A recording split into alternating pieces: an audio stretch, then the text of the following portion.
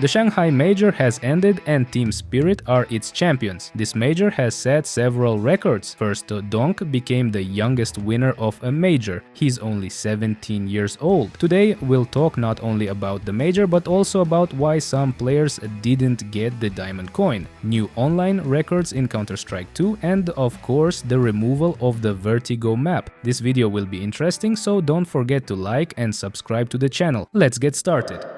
So Team Spirit really became the champions of the Shanghai Major. Look at the players' emotions, how happy they are. Donk just destroyed everyone, and especially Magic's emotions were fun to watch. Look at him, he's not even moving. Everyone else is celebrating and he's standing still, almost like nothing's happening. As usual, the major had a huge audience, and the final was interesting, at least because the average age of the players in Team Spirit was much lower. The average age in Team Spirit is 22 years, while in FaZe it's 27, and the difference is huge, especially considering that Donk is just 17, while Karrigan, the oldest player, is already 34. Yes, Donk will be mentioned quite often today because he broke Ezunample's record. If you're subscribed to my Telegram channel, you already know this, as I post updates there before the videos are published. This is about the Stockholm Major, where S1Ample had a 1.47 rating on 2.0 rating. But Donk on the Shanghai Major broke that record, achieving a 1.49 rating on 2.0, making it the highest rating in CS history, and I won't stop saying it. He's just 17, that's truly amazing. Karrigan's emotions were also interesting. They were very close to making a comeback and taking the match to overtime, but the Dust 2 map ended 13-11 in Team Spirit's favor, and while 34 years old is quite a lot for a pro player's career, I'm sure Karrigan won't give up. After all, they still came second in the major. Here's an interesting fact: when Karrigan was 17, Donk was born at that very moment, and Karrigan didn't even know he existed.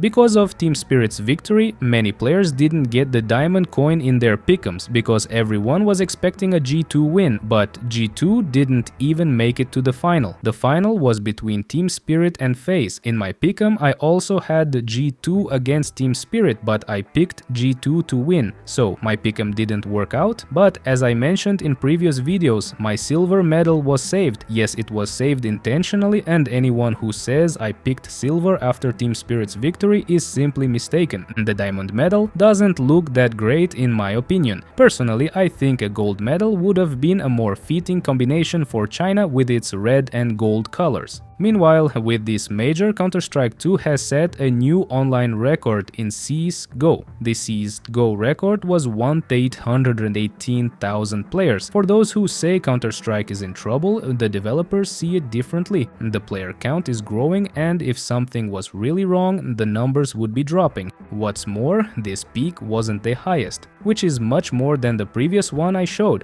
It seems that Counter-Strike will indeed become an everlasting game, and I'm happy about that. Still, my channel isn't just about esports, so let's move on to the next topic. The developers have become much more active during this major, maybe even more active than before. Just remember the posts of Donk's 3 asses, but their new banner with the Vertigo map and the signature smoke dome, and the smoke dome hasn't been removed yet. Maybe this means something, or maybe it doesn't. Maybe they're just having fun, but one thing is clear: on Vertigo is still one of the least popular maps, and in the final it wasn't played either, it was banned. I'm 90% sure that Vertigo will be removed. No pro player wants to play it. On the other hand, the train map has turned out really well, and it's not about the design or the layout of the map, but about how few bugs it has. Compared to other maps, train doesn't have any major problems. Dudu showed one boosting spot, but it's not a global issue. On this map, you can get stuck in textures, but that will likely be fixed. Jumping on train is harder than in CSGO, but it's possible. On this map, there's one spot where you can plant the bomb in a way that the enemy can't reach or defuse it, effectively ending the round. But there are only a few spots like that. If there were any global bugs like we saw on other maps in the past, they would have already been shown. And finally, LilyQ continues to surprise us with new map concepts. A few days ago, she showed a map where you have to jump on blocks, guided by the shadow on the wall. It's another interesting interesting concept from Liliku. As far as I know, it hasn't been released yet, but we may see it in the future. And that's all for today. Thanks for watching the video till the end, and this was Reveal. Don't forget to like the video and subscribe to the channel. Good luck to everyone, goodbye, and see you in the next damn video.